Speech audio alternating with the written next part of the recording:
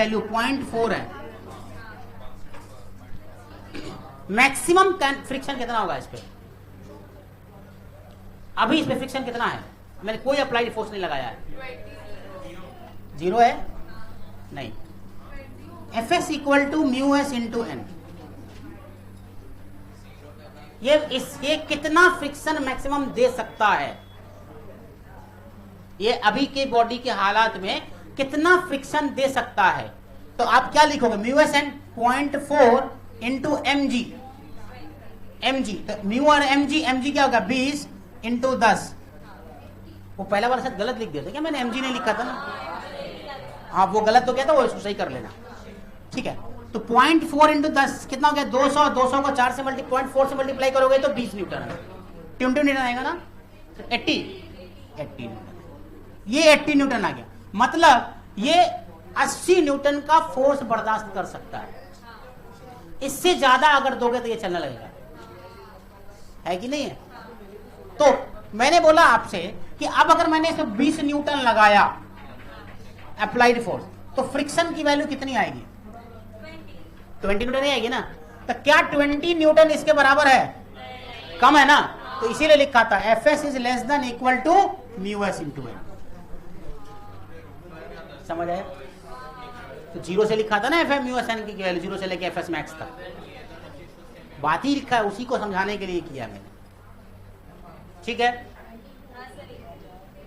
अगर कोई बॉडी पे फोर्स नहीं लग रहा है तो उसमें मैक्सिमम स्टैटिक फ्रिक्शन कितना उसका हो सकता है, वो ये चीज है।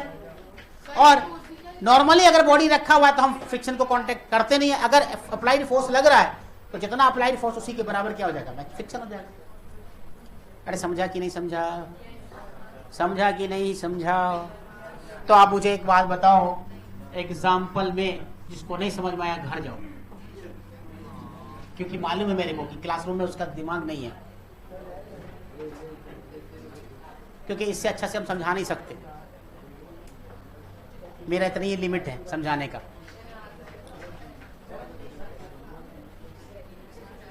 क्या तनिषा ना नहीं चमक रहा है? चमक रहा है? तुम लोग को आया समझ में? अहमद किधर है? अच्छा यहाँ है। तुम क्यों बार बार उठ रही है? अरे पहली बार उठी हूँ सर। कबड्डी खेलने के लिए खड़ी जाती है हर टाइम। क्या है? जाओ जल्दी जाओ। हाँ क्या हुआ? तो 100 न्यूटन इधर से मैंने फोर्स लगा दिया, 100 न्यूटन। ठीक है, फोर्स लगाया अप्लाइड फोर्स, और इधर से मैंने 90 न्यूटन लगा दिया। सही है? और इसका म्यू का वैल्यू, म्यू एस की वैल्यू 0.2 दे दी। अब ये बताओ मुझे कि ये बॉडी मूव कर रही है कि नहीं कर रही है?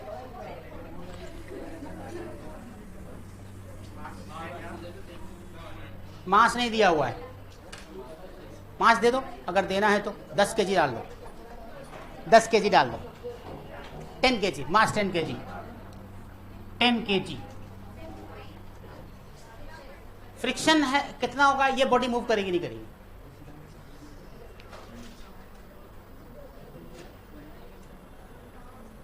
ये बॉडी मूव करेगी कि नहीं करेगी?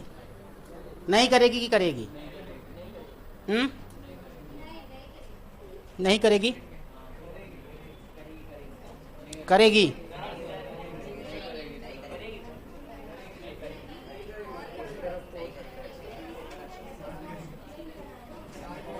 करेगी? कौन कौन बोल रहा है कि नहीं करेगी? तुम अपना लॉजिक बताओ सबसे लास्ट, क्यों नहीं करेगी? तो फिर क्यों हाथ उठाया? नहीं करेगी तो क्यों नहीं करेगी? करेगी तो क्यों करेगी? हाँ तुम बताओ। चलो अब्दुल्ला कोजर हाथ उठाया था ना? तुमने उठाया था? तुम हाथ उठाया था, बता। हाँ बोलो क्यों करे, क्यों नहीं करेगी मूव? फोर्स का? तुम आर्यन चुप रहा ना। क्या उनको कॉपी में निकाल के देखा क्या हो रहा है? दिखा मेरे को, बता कैसे हो रहा है?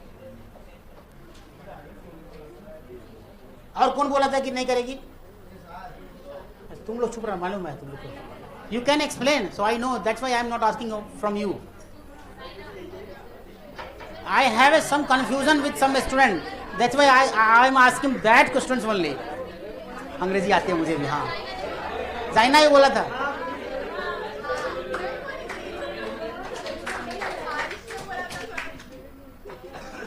आरिश बोला था नहीं करेगी. हाँ तो बता, जाइना ही बताएगी, सुबिया ही बताएगी. अबे हाथ में खुजली हो रहा है क्या? या प्रैक्टिस कर रहा है?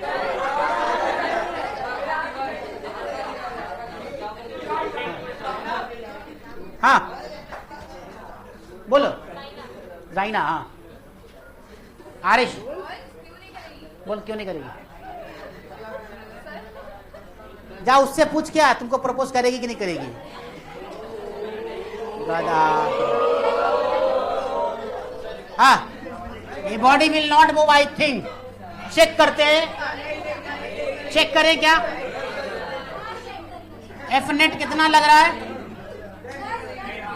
100 माइनस 90 दैट इज 10 न्यूटन. और एफ एस मैक्स कितना आ रहा है? 0.2 इंटू 10 इंटू 10 मतलब 20 न्यूटन. अरे तो कहां कर रही है? F S max is greater then F net, so body will not move. Body will not move. पढ़ने के बाद भी अगर नहीं बनता है आपसे तो आपको शर्म होना चाहिए. अपने ही हाथों में थूक लीजिए, उसी में डूब के मर जाइए.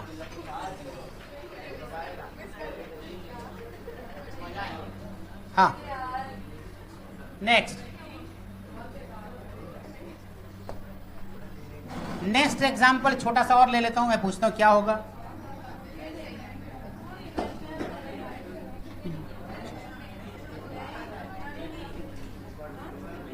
चालीस न्यूटन 2 kg का ब्लॉक है और म्यू एस की वैल्यू 0.2 है. अब बताओ बॉडी विल मूव की नॉट? बॉडी विल मूव और नॉट? 2 kg बॉडी 2 kg का है. बॉडी 2 kg का है, मूव कर जाएगा. क्यों? क्योंकि आपके पास एफ एस मैक्स जो है इसका कितना है? 0.2 इंटू 2 इंटू 10 तो कितना है? 4 न्यूटन. लग कितना रहा है? 40. 36 को काउंटर बैलेंस करना इतना आसान नहीं है. Body will move. Body will move. अब जैसे ही बॉडी विल मूव होगा ना, वैसे ही काइनेटिक फ्रिक्शन आ जाएगा. तो अभी काइनेटिक फ्रिक्शन की बात नहीं करते हैं, अभी करेंगे बाद में. नेक्स्ट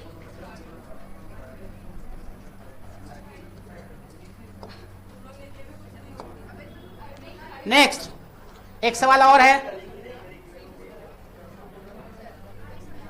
एग्जाम्पल,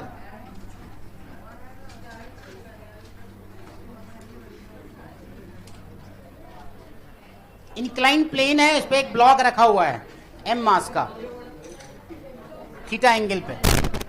थीटा एंगल है, इंक्लाइन प्लेन है, m मास का ब्लॉक रखा हुआ है. फ्रिक्शन तो लगेगा ही, याद रखना. अब आपसे पूछ रहा है कि find the condition for which body will not slide. Find the condition. ये अच्छा सवाल है. Find the condition for which body will not slide. यहां पर आपको म्यूएस की वैल्यू निकालनी है. क्या कंडीशन होगा? यहां पर आपको क्या निकालना है? म्यूएस निकालना है. मतलब करना क्या वो सुन लो. थीटा की वैल्यू, ऐसा कंडीशन एक टाइम जरूर आएगा जब ये बॉडी मूव करेगा. इसका मतलब यह है कि थीटा पर डिपेंड करेगा बॉडी का मूव करना. तो थीटा की वैल्यू क्या होने जा रही है वही समझना है आपको. अगर इस बॉडी को थोड़ा सा ऊपर मूव कराओगे तो क्या गिर जाएगा? चाहे कितना भी फ्रिक्शन क्यों नहीं हो, एक समय ऐसा आएगा कि बॉडी को गिरना ही पड़ेगा. जबकि ऐसा, ये तब तक ऐसा ना जब एक खूंटा लगा दो, यहाँ पे रस्सी से बांध दो, आएगा अलग बात है ना. लेकिन यहां पर आप इसको अगर मान लो नीचे करोगे तो बॉडी और जम जाएगी, अगर ऊपर करो धीरे धीरे धीरे धीरे एक टाइम ऐसा आएगा कि ये बॉडी तुमको नीचे गिरने की तरफ जाएगा। तो अब मुझे ये बताओ कि ऐसा क्या कंडीशन सेट किया जाए कि मैक्सिमम एक्सटेंट पे बॉडी विल नॉट मूव। और यहीं से कंसेप्ट आता है एंगल ऑफ रिपोज का। अब आप एक काम करो, इस बॉडी का फ्री बॉडी डायग्राम तुम ड्रॉ करना स्टार्ट करो। तो सबसे पहले देखोगे कि यहां पर आपको क्या लग रहा है, mg लग रहा है, यहां पर थीटा है, इधर होगा mg साइन थीटा और इधर होगा mg कॉस थीटा और इधर होगा n और इधर होगा फ्रिक्शन f और ये होगा म्यू एस इंटू n।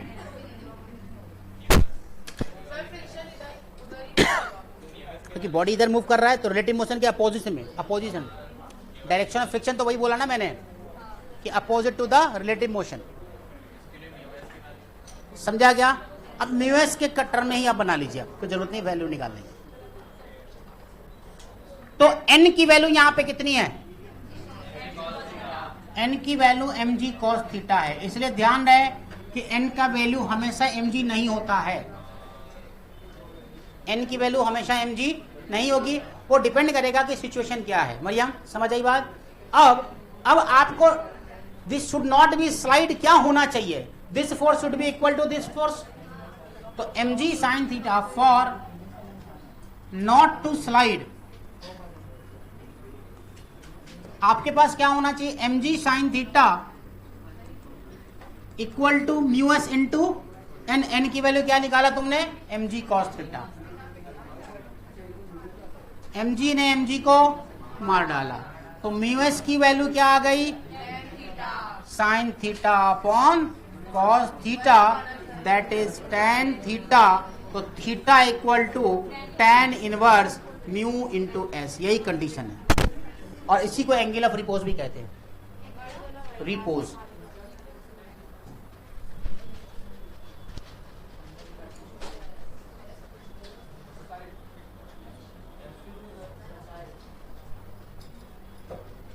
है ना?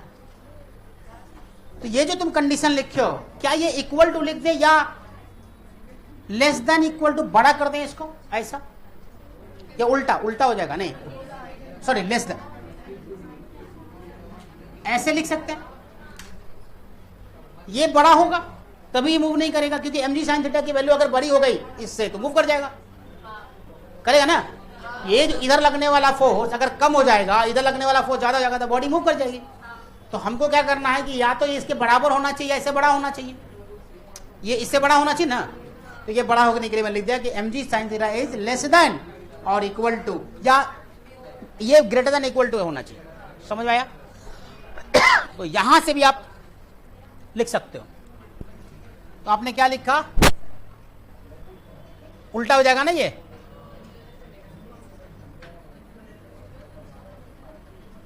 mg sin थीटा से mg sin थीटा हो गया mu S equal to cos theta, मतलब ग्रेटर देन इक्वल टू, है ना, ग्रेटर देन इक्वल टू मतलब ग्रेटर देन इक्वल टू, ये आ गया। तो theta is greater than equal to tan inverse, उल्टा। कुछ गलती लिख दिया क्या मैंने, चेक कर लेना तुम लोग, ठीक है, कोई दिक्कत नहीं। tan theta equal to less than equal to tan inverse mu S, ये कंडीशन है और कई बार ये कंडीशन आपके नीट जेईई में पूछे जा चुके हैं, इसलिए याद रखना।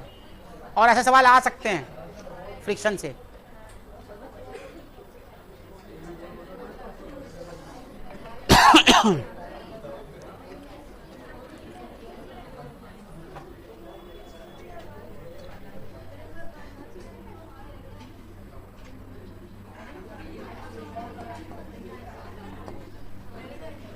हो गया?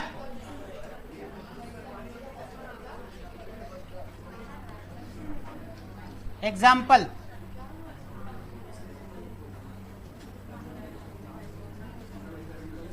ट्वेल्व न्यूटन 0.6 म्यू की वैल्यू ये दिया हुआ है और नीचे लग रहा है 5 न्यूटन।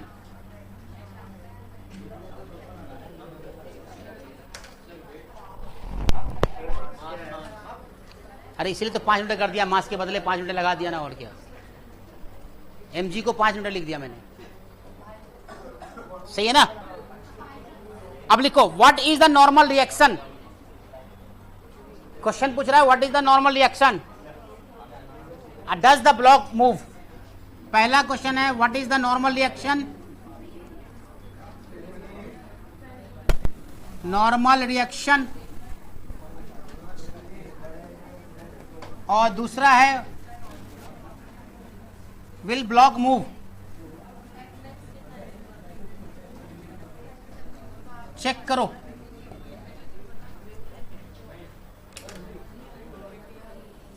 बनाइए। नॉर्मल की वैल्यू कितनी आ रही है, नॉर्मल की वैल्यू 12 न्यूटन आ रही है, आ रही कि नहीं, नहीं समझ आया।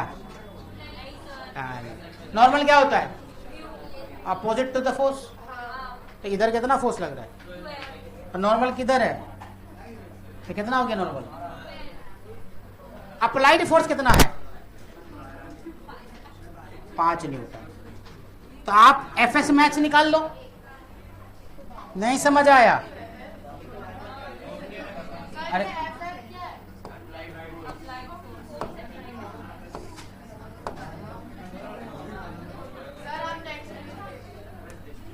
तो एफएस मैक्स जो होगा तुम्हारा म्यू एस इंटू एन, तो म्यू एस कितना है 0.6 इंटू एन कितना है 12, 12 छक्के 72, 7.2 Newton. Body will not move, body will not move.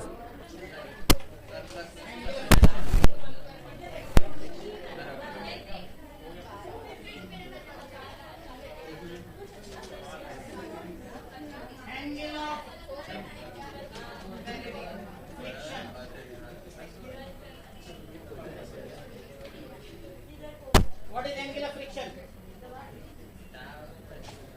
Angle of friction. Here, heading of the angle between normal, the angle between normal and resultant force. The angle between normal and resultant force. ये block है तुम्हारा mg का, रुपया,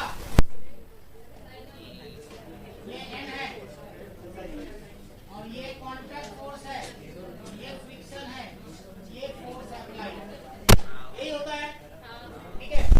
angle between normal and reaction, contact force is called angle of friction.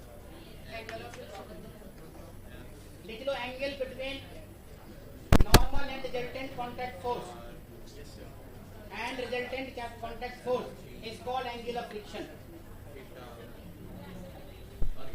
tan theta बराबर क्या हो जाएगा,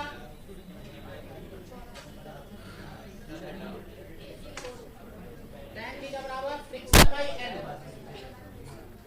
F by N, नहीं होगा ना, यहाँ फ्रिक्शन लग रहा है, तो एफ बाई एन होगा कि नहीं होगा। किसको समझ नहीं आया यार ये बात, नॉर्मल था एमजी अच्छा आ रहा है समझ में।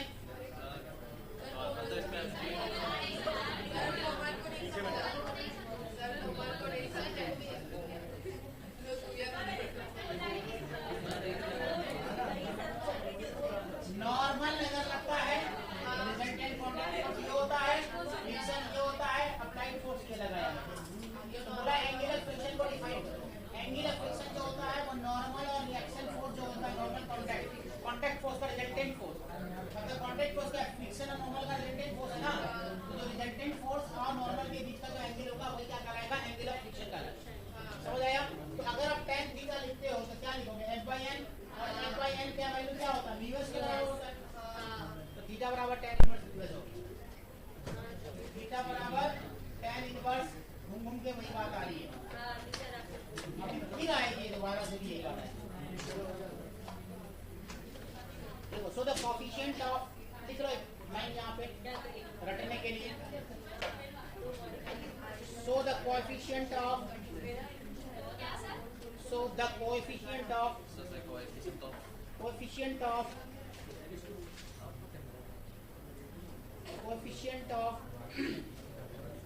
friction is friction is numerically, coefficient of friction is numerically equal to the tangent of angle of friction, tangent of angle of friction, tangent of angle of friction. Diana को बहुत हंसी आ गई, इससे पापा से मिलना पड़ेगा।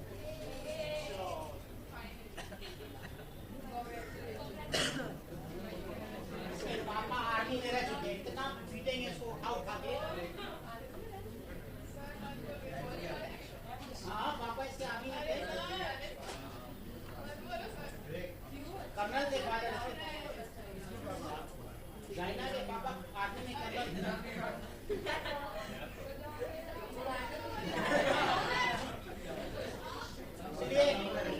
बंदूक चलाने में अच्छा कमाल में इस बात का है कि ये तुम लोग अभी तक नहीं बताई कि प्याज चलाने वाली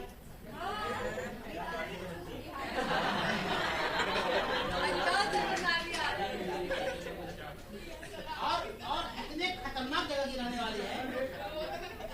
बिहार का वो सबसे डेंजरस इलाका गया नाम है।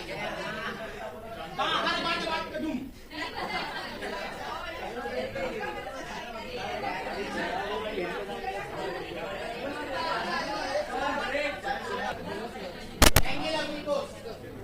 एंगल ऑफ रिपोज में भी वही बात है कि तुमने कोई बॉडी को यहाँ पे रखा और ये एंगल थीटा है, तो ये ध्यान देना। वो एंगल जिसपे ये वाला बॉडी है मास का जस्ट टू स्लाइड आ जाए, मतलब उसके बाद थोड़ा सा भी अगर एंगल बढ़ा तो वो मूव कर जाएगा, तो वैसा एंगल को एंगल ऑफ रिपोज कहते हैं। समझ में आया? मैक्सिमम या मिनिमम एंगल बोल सकते हो तुम। लिख लो पहले point, the minimum angle of inclination, the minimum angle of inclination. Soha Thakur लिख, the minimum angle of inclination of plane inclination of plane with horizontal inclination with horizontal the minimum angle of inclination of plane with horizontal such that object placed on a plane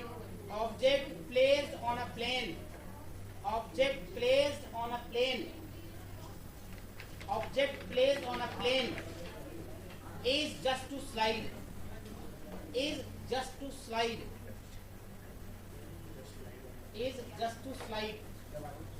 हो गया। अब क्या है, ये m मास है, ये theta है, ठीक है। तो इसको एक काम करें, थीटा तो पहले एंगल ऑफ फ्रिक्शन लिया था ना, तो इसको अल्फा ले लेंगे, इसको अल्फा ले, ठीक है। तो आप यहाँ क्या देखोगे कि यहाँ पर mg काम कर रहा है और ये तुम्हारा अल्फा हो जाएगा, ये हो गया mg sin cos अल्फा और ये हो गया mg sin अल्फा, सही है ना। और फ्रिक्शन काम कर रहा होगा ना, फ्रिक्शन कर रहा होगा काम, FL लिखते हैं इसको, limiting friction, maximum limiting friction. तो आपको जस्ट टू स्लाइड होने के लिए क्या कंडीशन होना चाहिए? FL equal to mg sin alpha, FL equal to mg sin alpha, ठीक है, mg sin अल्फा। और n की वैल्यू कितनी होगी? mg cos alpha.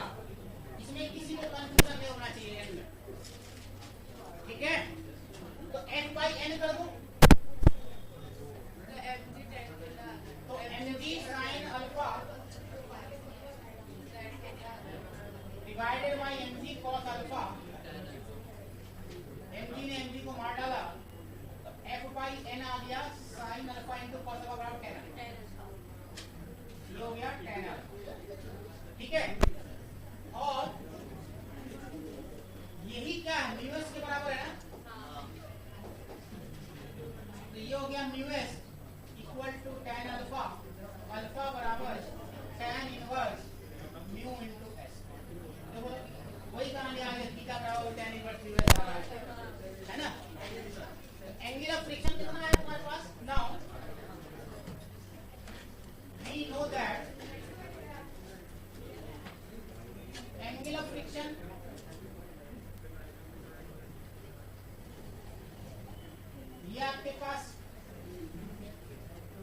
थीटा बराबर